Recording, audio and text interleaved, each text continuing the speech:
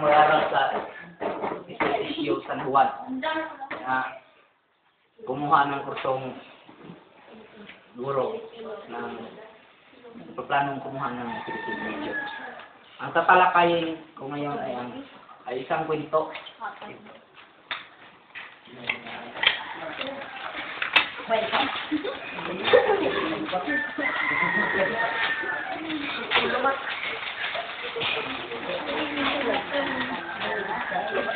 Hindi ba inililahad sa kwento na gustong-gusto ng ama na bumili ng lote o lupa upang pagtaniman ng gulay at ngunit tutol ang kanyang hindi gaanong gusto ng kanyang anak dahil ang gusto ng kanyang anak ay bumili ng sasakyan or auto.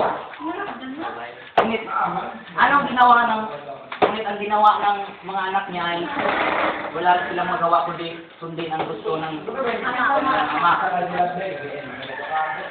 Ang gusto ni Mang Jose ay palawakin niya ang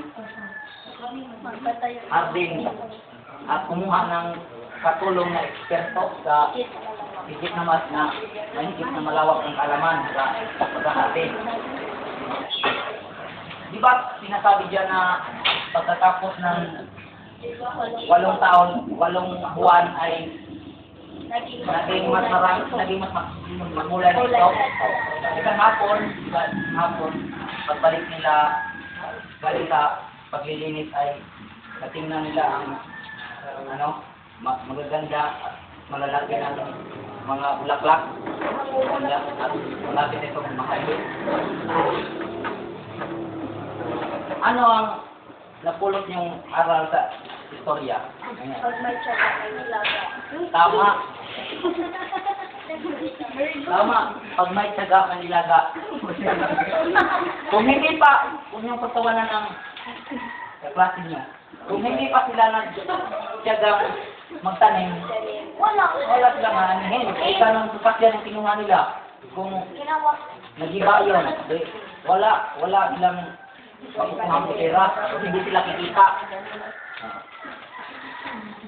Meron tayong pagsasanay na gagawin.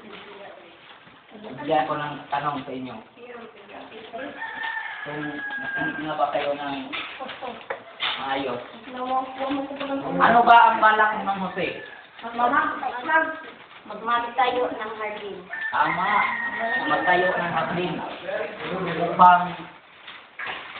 Upang mayroon siyang mabantayan dahil siya ay magre-retiro na. Ano ba ang gusto ng kanyang bunsong anak? Bumili ng auto. Ngunit hindi ito nasunod dahil ang gusto ni Mang Jose ay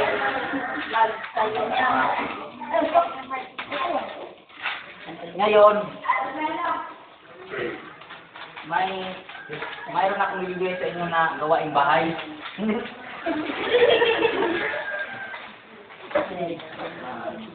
Gumawa kayo ng sarili niyong kwento. Gumawa kayo ng sarili niyong kwento sa inyong bahay.